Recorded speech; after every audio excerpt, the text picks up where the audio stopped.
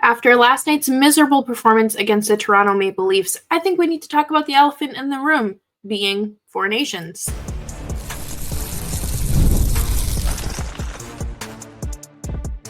You're Locked On Flames, your daily podcast on the Calgary Flames. Part of the Locked On Podcast Network, your team every day. Hello, everybody, and welcome to today's episode of Locked On Flames. As always, I am your host, Jess Belmosto, and thank you so much for joining me. Today's episode is brought to you by Game Time. Download the Game Time app, create an account, and use code LOCKEDONNHL for $20 off of your first purchase. Today, I kind of wanted to talk about the implications of the Four Nations tournament because there's a lot that goes into it, right? It's not just like the All-Star break. There's a lot more to unpack here, and we also need to talk about why this might be harmful in terms of players needing a break after last night's performance. But make sure you're subscribed to Locked On Flames wherever you get your podcasts, as well as YouTube. We're here for you Monday through Friday, 5 days a week, your Calgary Flames every day. And let's dive right into it. So, from a Flames perspective, obviously Rasmus Andersson is performing.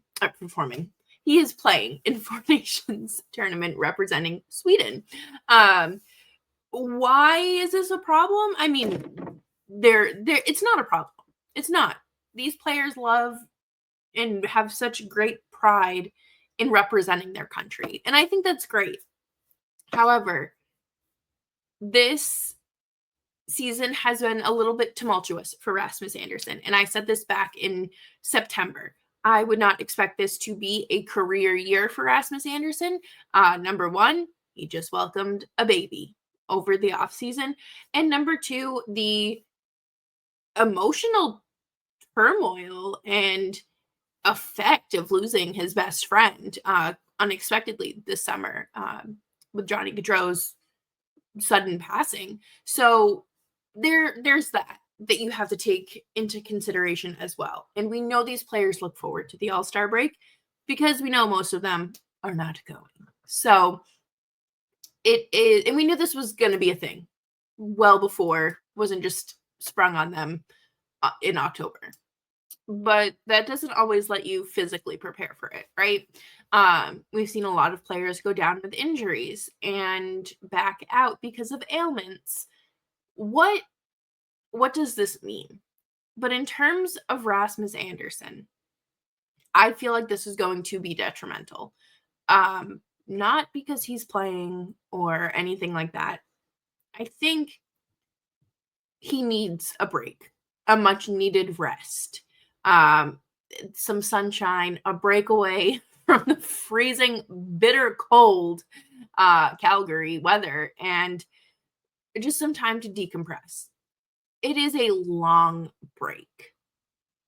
I feel like we are going to see possible further regression across the league from players that do participate.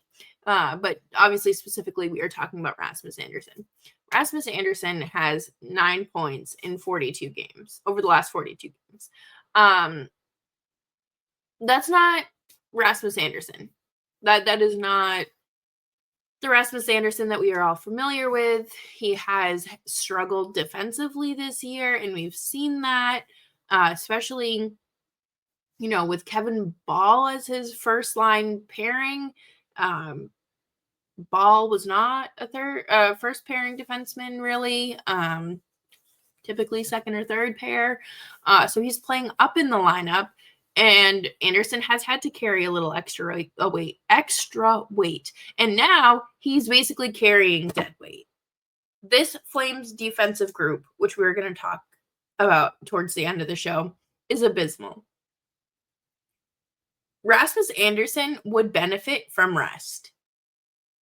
The Flames are hoping to make a playoff run. They're hoping to make a deep run and be true contenders. But that's kind of difficult to do when you can't beat the Toronto Maple Leafs. It is just not a good situation for Rasmus Andersson to be in. And I understand these guys play through anything. But at the end of the day, you have to look at the logistics. You cannot run on fumes forever, right? At some point, your gas tank hits below empty and you're stranded on the side of the road. And that stranded on the side of the road for the Flames could be game 82 that determines if they get into the playoffs, or it could be game 4 of the playoffs. Like, there's no true sign other than what we're seeing right now, and it just does not look like the Flames are capable of sustaining the success that they need. And sure, this is a roster without Kevin Bahl and Connor Zary at the moment, but what you're working with is going to be what you're working with in the playoffs, more than likely, with the exception of Tyson Barrie, who I'm shocked they did not place on waivers today. I feel like this Tyson Barrie experiment should have been over long before today, but Ilya Solyov was called up. So I am looking forward to seeing him in the lineup and him getting another look, because it has just been bad. The fact that your top defensive pairing D-man is performing like that, severely underperforming, and you're out here offering him or kind of planting the seeds of offering him a long-term contract. It does not, optics wise, it does not look good, because you tried to do the same for Noah Hannafin. You tried to do the same thing for Elias Lindholm. And thankfully, those two passed on the opportunity. And now, Rasmus Andersson, I love Rasmus Andersson. Do not get me wrong. I think he is a great teammate, a great player, and most teams would be very lucky to have him. It just feels like a bad omen. You're getting a look into the future of this long-term contract, and is that necessarily something the Flames can take on and should want to take on, given they want to be competitive and get younger and faster? I don't know.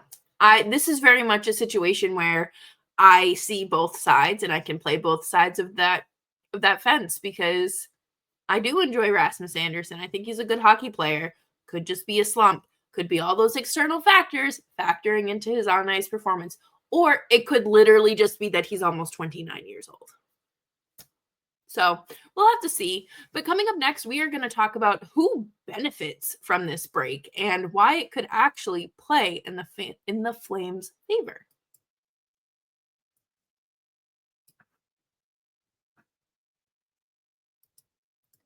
Super Bowl 59 is here. One game, two teams, and endless possibilities.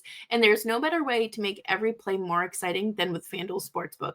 Whether it's predicting the first touchdown, calling MVP, or even betting on the coin toss, FanDuel makes it easy to get in on the action. With live betting all game long, you can adjust your bets as the game unfolds and feel the thrill from kickoff to the final whistle. The live betting feature lets you stay involved no matter what happens on the field. Download the app or head to FanDuel.com to get started. Bet just $5, and if you win, you'll score $200 in bonus bets. That's FanDuel.com. Bet with FanDuel, official partner of Super Bowl 59.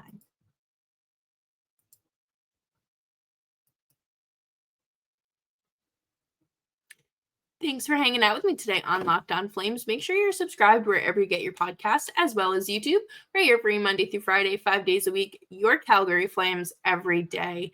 And, much to my surprise, they did not put Tyson Barrie on waivers this morning. I thought or this afternoon. It's been about a half an hour since waivers are announced, and no one was placed on waivers today. But with the looming return, that sounds so negative, the expected return of Kevin Bahl and Connor Zary, this break could be very beneficial for them.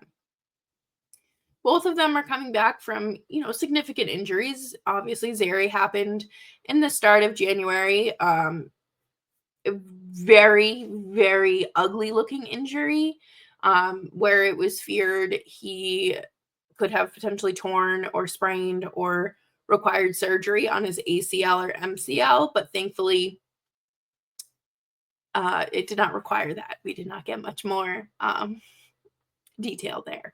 But he has resumed skating, as well as Kevin Bahl, who took a disgusting hit from Jacob Lauko against the Minnesota Wild, who, when he came to, I don't think he could have told you his own name, let alone who the president is, what year it was, any of the standard, concussion test questions. He looked beyond out of it.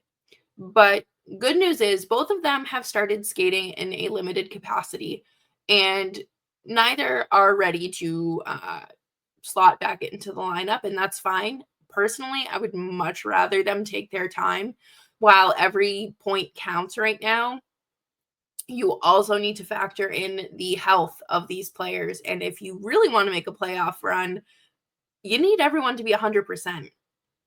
You can't expect somebody to come back at 85% and be laboring that injury and play at full capacity. They'll probably regress a little bit.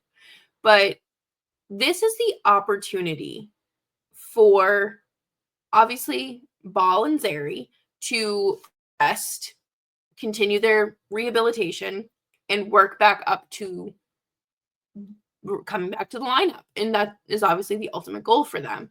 Both of them will not have an issue slotting back into the lineup. I guarantee that. But just coming back is huge. That is the ultimate goal. And this also gives Dustin Wolf the opportunity to rest. The game against the Maple Leafs last night was tumultuous, detrimental, horrible. Every negative category you could. And to contextualize this, how many of us have been beyond burnt out, spread thin from school, from work, from life, and dream of going away somewhere warm, especially during these bitter cold winter months, just to unplug, not think about anything, and just have a few days to recoup, right? I can completely understand the desire to not have to deal with any of that. Anything hockey related, really.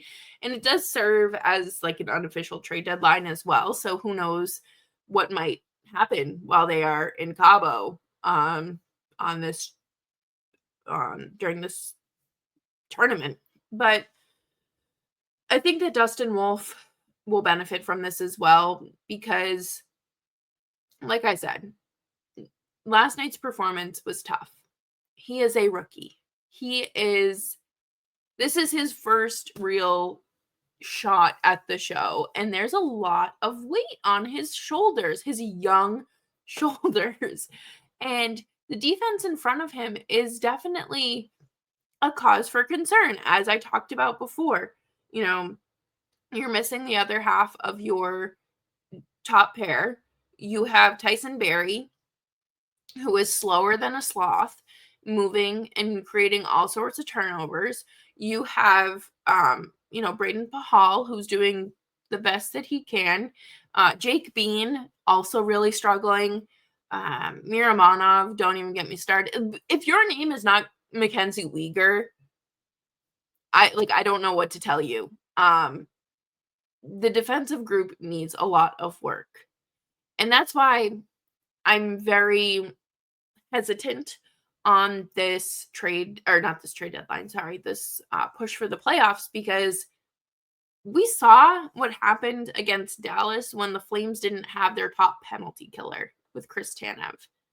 But you still had a lot of high-end talent against that team. And you could kind of go toe-to-toe. Both goaltenders were fantastic. Goal scorers were fantastic. Defense was pretty good.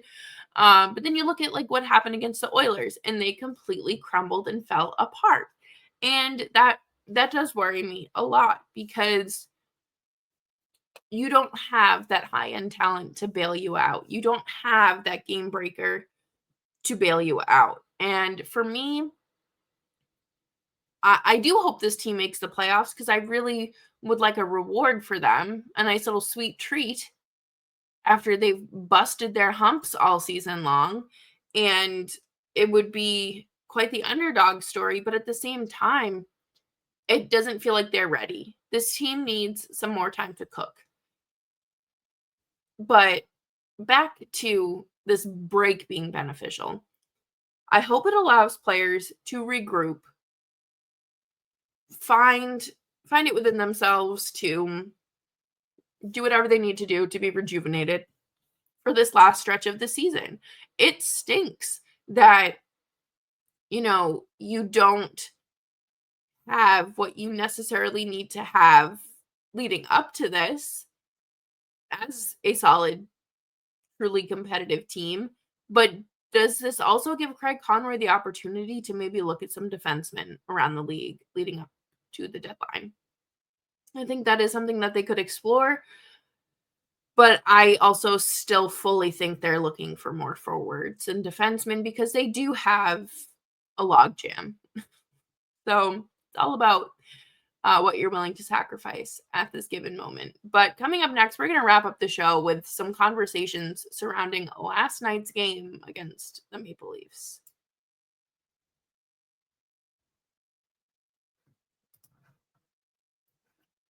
If you are like me, you love going to live events, and Game Time is exactly what you need to get in on the action at the best price. Whether it's a concert, a comedy show, sporting game, or more, find the right ticket at the right price with Game Time. With Game Time Picks, the app does all the hard work for you. It curates the best deals, so you don't have to waste time searching through endless tickets. I used Game Time, specifically Game Time Picks, to find my tickets for the Oilers game, Battle of Alberta back in October, and when the Flames came to Montreal in November. I was in and out of the app, 5 minutes, good seats, fantastic price, and once in a lifetime opportunity right there. And the seat view feature is a game changer. Before I hit buy, you can see exactly what your seat will look like in the venue, and it's very reassuring. Take the guesswork out of buying tickets with Game Time. Download the Game Time app, create an account, and use code LOCKEDONNHL for $20 off of your first purchase. Terms apply. Again, create an account and redeem code LOCKEDON for $20 off. Download Game Time today. Last minute tickets, lowest price guaranteed.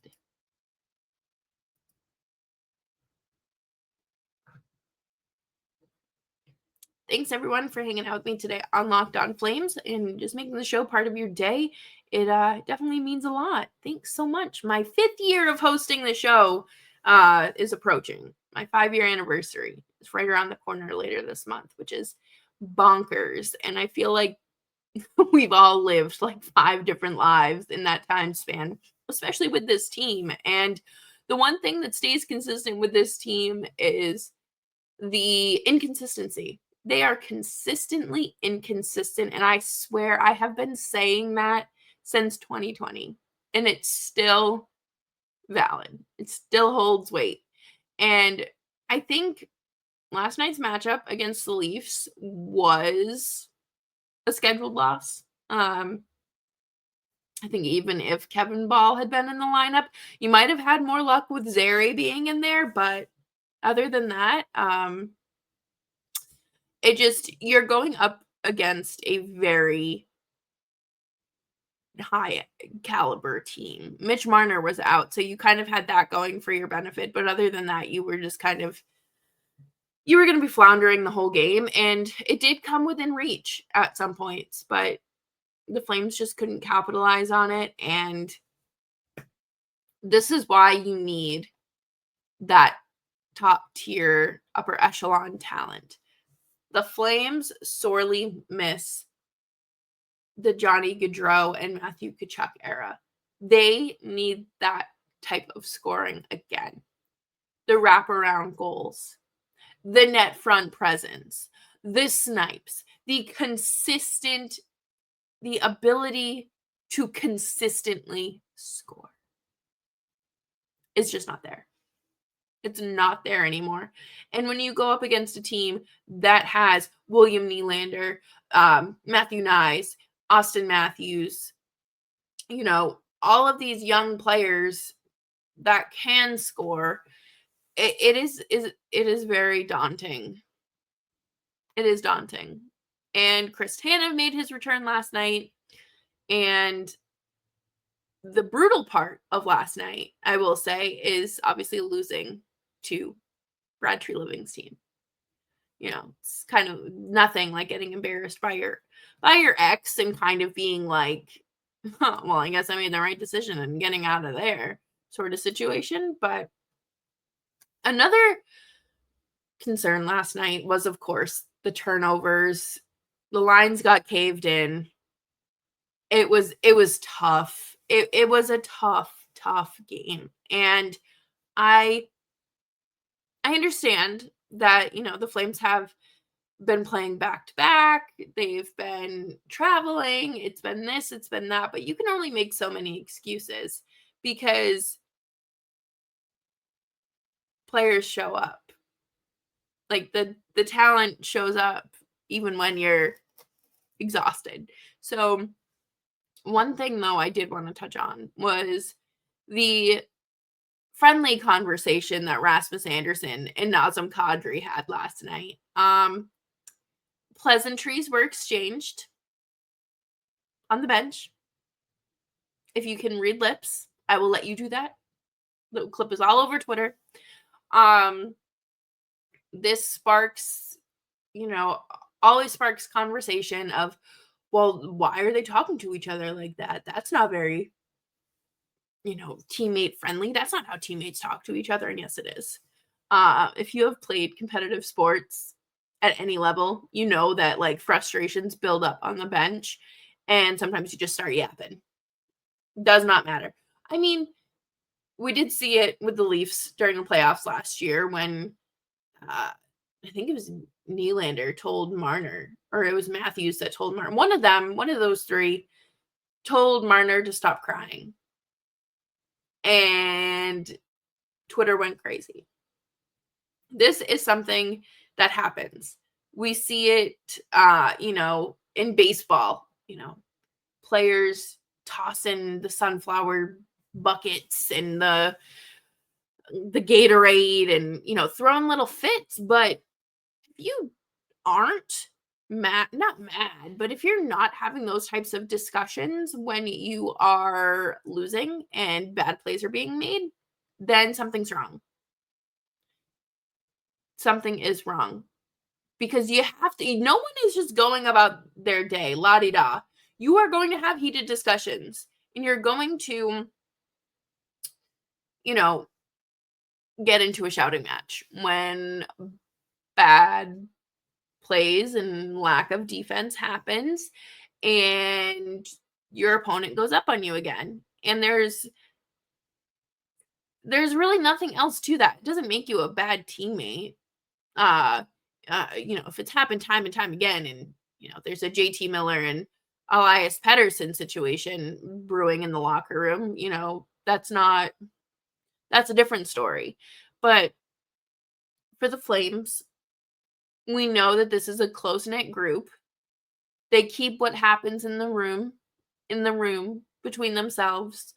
And I'm sure both of them apologize to each other, or not even apologize, but just hashed it out like adults, like teammates do, and move on with their day. And we know that Kadri is good at reworking plays and showing players, like I think of Martin Pospisil and Connor Zary last year, kind of what they could do differently in a situation like that. So I'm sure he has that awareness with himself when he'll go back and watch film. Or he could say to Andersson, hey, I really would have, I assumed you were going to be here, blah, blah, blah, or whatever the case may be. And at the end of the day, it's okay. Teammates, heated conversations are going to happen. If you do not have those highly emotional moments, then something's going on. Something isn't right, because you're just going to shrug it off and just be like, oh, okay, well, I guess that's part of the game. No. That does not fly in true team locker rooms. So nothing much to make of there. Just remember that this team was not supposed to be any good this year. But that will do it for me here on this Four Nations Face-Off edition of Locked On Flames. Make sure you are subscribed wherever you get your podcasts, as well as YouTube. We're here for you Monday through Friday, 5 days a week. Your Calgary Flames every day. And I will see you all tomorrow. Bye-bye.